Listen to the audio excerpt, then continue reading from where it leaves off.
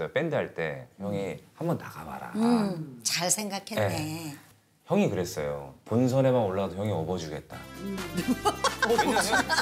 뭐야 그거? 뭘 다른 걸 해주겠다. 아니, 좋은 걸 사주겠다 이런 얘기가. 정노래자랑이 본선 올라가기 너무 어려워요. 맞아요. 그 예심만 해도 거의 500명, 600명이 봐요. 예심을. 거기서 12명만 뽑히는 거예요. 12명 내지 한 뭐 거기서 13명. 스타가 많이 나왔어. 네. 맞아요.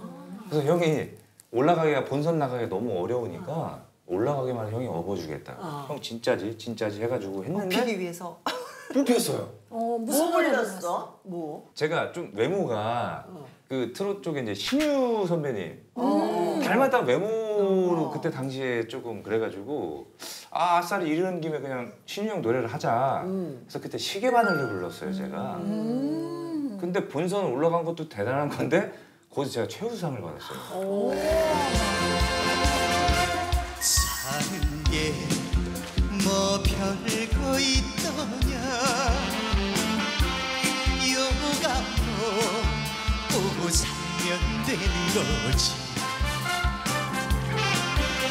술 한 잔에 시름을 털고 너털승 한번 사보자 세상아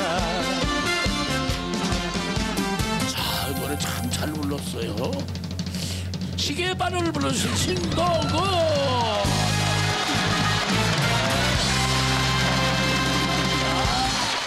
그 노래의 주인공 신유와 같은 것 같아 얼굴이. 예, 비슷하다고 안 그래요? 예, 얘기 많이 들었습니다. 얘기 많이 듣죠? 예. 거기서 제가 최우수상을 받았어요. 될 운명이었네. 그래서 부모님도 이제 어찌됐든 이 전국 노래자랑에서 최우수상 받으면은 그 뭐 보시는 시청자분들 혹은 뭐 주민들 검증을 받은 거잖아요. 그럼 이왕 이렇게 된 거 한번 시작해봐라 해서 이제 시작을 한 거예요. 그래서 그냥 뭐 기념 앨범 하나 내고 시작을 했는데 무명 생활이 너무 긴 거예요. 제가 한 8년 정도 했거든요. 진짜? 예, 한 8년. 노래자랑 붙고 나서 8년. 예, 그 이후로 쭉 이렇게 왔는데 뭐 방송은 나오지는 못했었고 그냥 그 지역에서 활동하는 지역 가수로 활동했었어요. 제가 일을 하다가도 막 연락 받으면 집에서 제가 헤어 메이크업 다 하고 옷 입고 이제 무대 가서 노래하고 막 그랬었을 시절이었으니까 생활고는 뭐 당연히 있는 거고 예산에서 있을 때 항상 주변에 그런 말 했어요. 우리 부모님은 이제 농사 지으시니까 아 형님 그 논밭 좀 팔아갖고 아들 좀 팍팍 밀어주라고. 응? 그렇게 밀어야 뜨지. 저 계속 저렇게 냅두면 뭐 되겠슈? 막 이런 말들 많이 했었어요. 제가 약간 그때 당시에 대인기피증도 생겼었어요. 나갔다 온 사람들이 이제 다 뭐 관심사가 가수 됐다는데 뭐 TV도 안 나오지 어디 뭐하니 뭐 이런 얘기들이 부모님까지도 스트레스를 받으시다 보니까 저는 그래서 부모님 일 도와드리는 것 이외에는 집안에만 있었어요. 그때는. 부모님도 이제 나중에 그러신 거죠. 이제 그만하라. 그게 지치셨구나. 예. 그랬다가 제가 제대로 뭐 해보지도 못했는데 뭐 안 좋은 일들이 많이 생겨요. 저희 부모님 두 분께 좀 아프셨었어요. 좀 크게 아프셨었어요.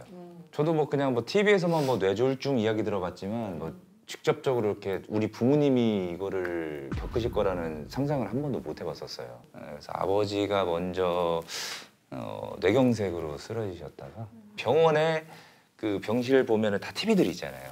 거기에 그 KBS 아침마당에 수요일 날마다 그 도전 꿈의 무대가 해요. 그거를 다 보시는 거예요. 병원에 계신 분들이. 그래서 엄마가 너도 한번 저기 나가보는 게 어떻겠니? 얘기하시는 거예요. 그래서 저기 뭔데? 했더니 이제 저처럼 이제 무명을 겪는 좀 뭐 아픈 그런 뭐 사연들이 있는 가수들이 나와서 사연을 풀고 나서 노래를 하는 프로거든요. 근데 거기서 만약에 5명이 그 도전을 해서 여기서 1등을 하게 되면 1승이에요. 또 다음 주에 또 새로운 4명이 와서 또 이기면 2승 되고 그런 식으로 해서 5승이 끝이거든요. 당시에 5승 하고 나면은 좀 뭐랄까 무명에서 유명 가수로 되는 약간 그런 시스템이었었어요. 당시에는 워낙 그게 핫해가지고 그래서 저 보면서 나도 한번 저기 나가봐야겠구나. 그래서 사연을 쓰고 나가게 됐는데 신성 씨가 기다리고 있습니다. 신성 씨는 4번입니다. 안녕하십니까. 충남 예산에서 온 농부 가수 신성입니다. 저는 어릴 때부터 가수가 꿈이었습니다. 네. 그래서 전국 노래자랑에 나갔는데 최우수상을 받았습니다. 그런데 2017년 아버지께서 뇌졸중으로 쓰러지셨습니다. 그런데 이틀 후가 설 명절이었는데 네. 설 명절 준비를 위해 부모님을 모시고 가다가 그만 교통사고가 났습니다. 아버지는 어깨 골절, 어머니는 허리 골절, 또 온 가족이 병원 생활을 해야 했습니다. 그런데 설상가상 이번에는 아버지께서 갑상선암에 걸리셨습니다. 아유 이런. 뇌졸중과 암주술을 후유증을 앓고 계신 저희 아버지께서는 제게 내가 죽기 전에 우리 아들이 멋진 가수가 되는 것을 보고 죽어야 하는데 라고 말씀하십니다. 네. 한두 번 사랑 때문에 울고 났더니 저만큼 가버린 세월.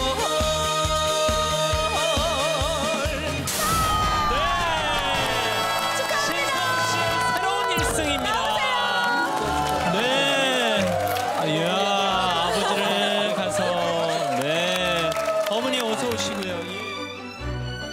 저는 1등 할 줄 몰랐었거든요. 전국 노래자랑 이후로 제가 나와서 1등 해본 적이 한 번도 없었는데 1승을 한 거예요.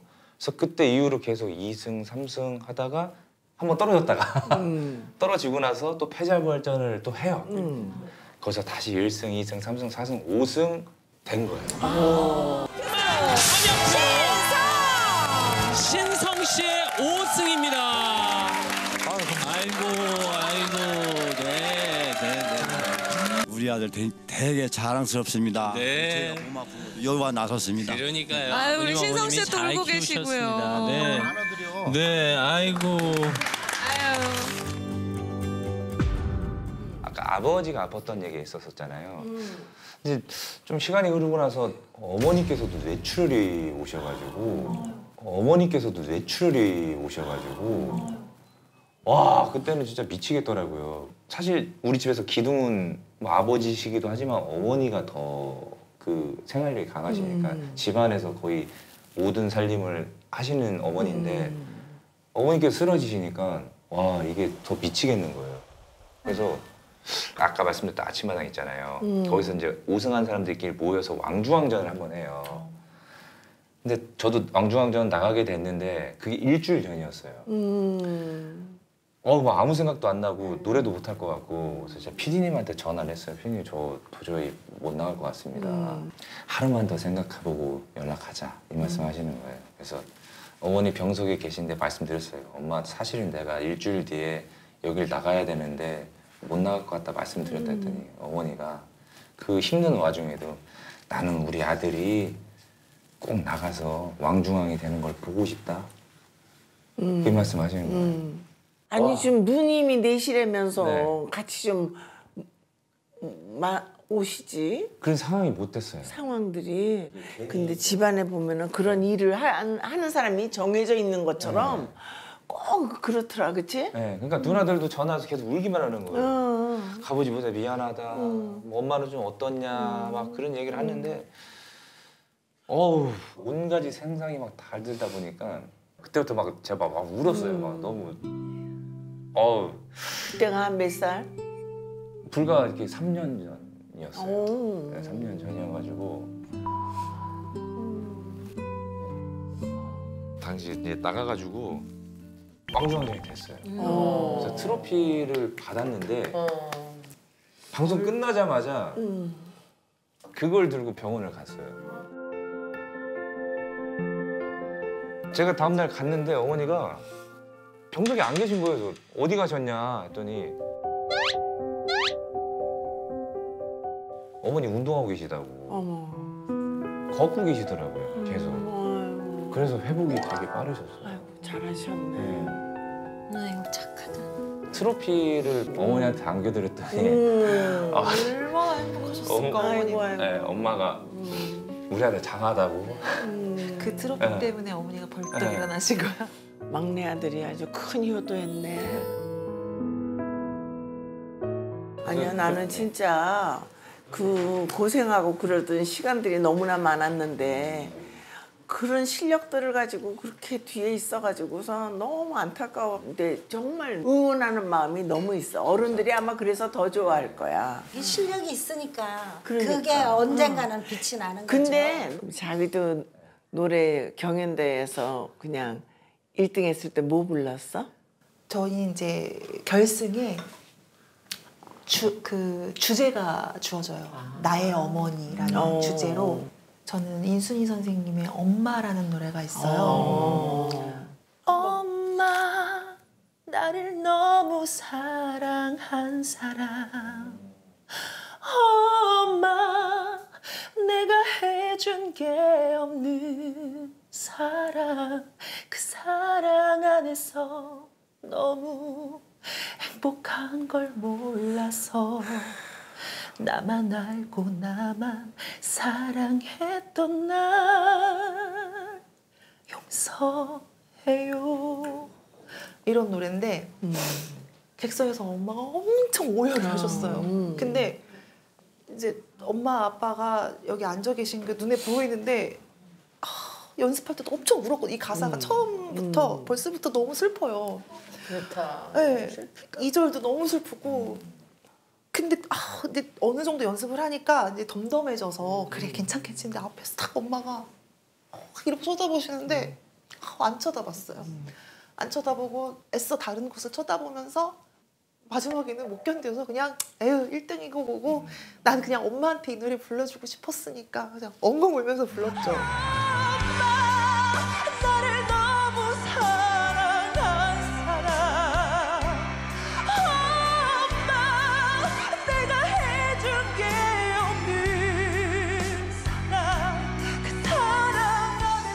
오디션 프로그램에서 1등을 하고 저희 부모님도 이제 드디어 우리 딸이 이제 드디어 빛을 보는구나. 어쨌든 오디션 프로그램에서 1등이라는 자체가 이제 부모님 입장에서는 이제 고생길 끝, 이제 행복 시작이다. 그래서 같이 사시는 그 동네 분들이 집 앞에다가 이렇게 현수막도 걸어주시고 가면은 막 어머님들이 막 아이고 막 수연이 왔냐면서 이렇게 막 입에다 뭐도 넣어주시고 막 예쁘다 해주시고 열심히 살아라 막 이제 그렇게 했는데 오디션을 끝나고 이제 전국 투어 콘서트를 해요. 이제 모든 오디션 가수들이 딱 10개 도시 중에 2회차부터가 코로나가 이제 시작이 된 거예요. 그래서 다 캔슬됐어요. 그 사이에 다른 방송이 또 시작이 돼요. 그대로 묻혀버린 거예요, 저는. 1등은 그냥 집에서 죽을 수밖에 없는 거예요. 아무것도 할 수가 없고 와 차라리 그냥 1등 하지 말걸 이런 생각도 했었어요. 우승하면 상금은 얼마? 상금 그때 이제 5천이었거든요. 제가 이제 처음에 TV 그러니까 오디션을 출전할 때 제가 싱글맘으로 이제 나왔었어요. 싱글맘? 네. 지금 미혼이지. 예. 네. 확인을 하고 들어가야 돼. 나 당연히 나 싱글인 줄 알았는데 싱글맘? 5살이었던 아이가 지금 10살이거든요. 네. 근데 아니요. 근데 어쩌다 우리 회원이 된겨?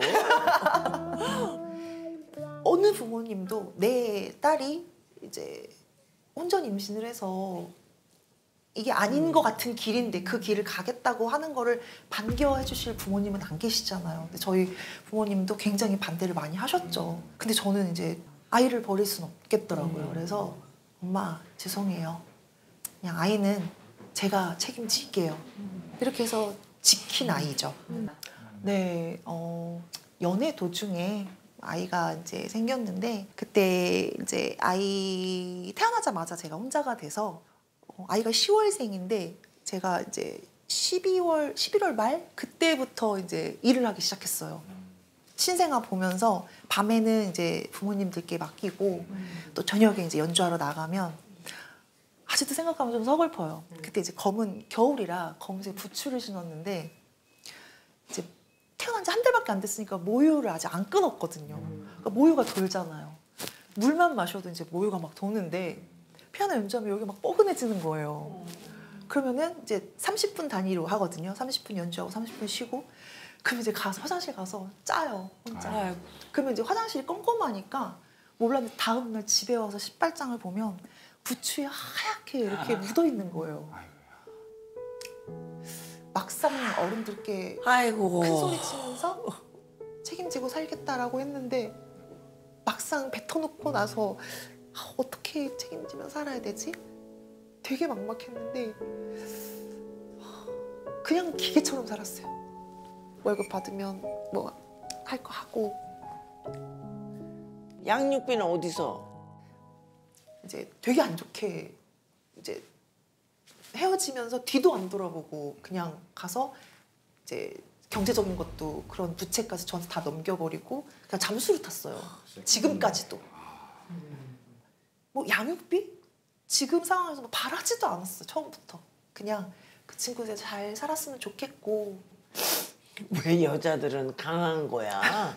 엄마가 돼서 그런 거 같아. 어머니는 강하다. 아니야. 특히 연예계의 여자들은 너무 쓸데없이 강해. 괜히 제가 왜 가시방석에 앉은 느낌.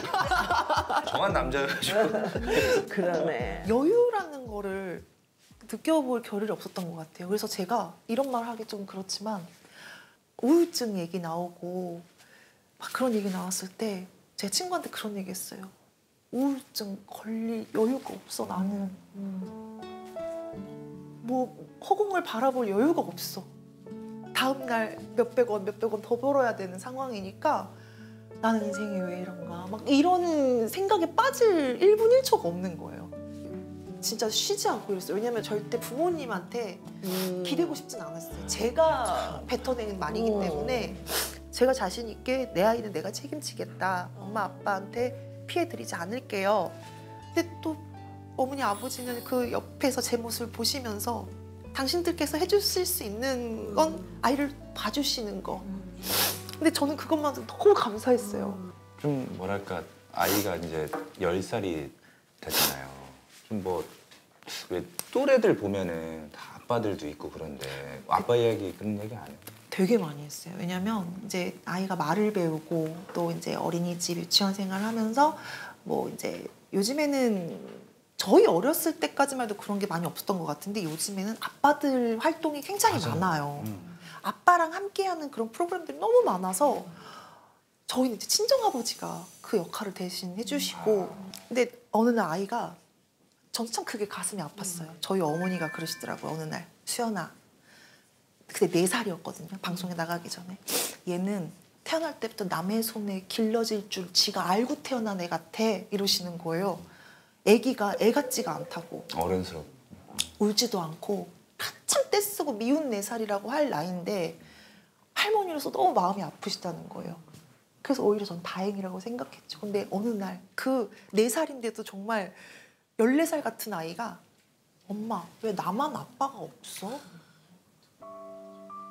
근데 그때 언젠간 그런 얘기를 들을 거라고 생각을 했는데 막상 그거를 면전에 대고 그 얘기를 들으니까 아무런 말이 안 나오는 거예요. 뭐라고 해줄 말도 없고 저는 모든 가정이 다 그렇게 행복하게 사는 줄 알았어요. 정말 저는 어른들 다 바깥에서 이제 어른들께 너 참 그래도 사랑받고 자랐구나 이제 이런 말씀을 많이 해주시길래 원래 다 이런 줄 알았어요. 다 행복하게 제가 그렇게 살 줄 몰랐던 거죠.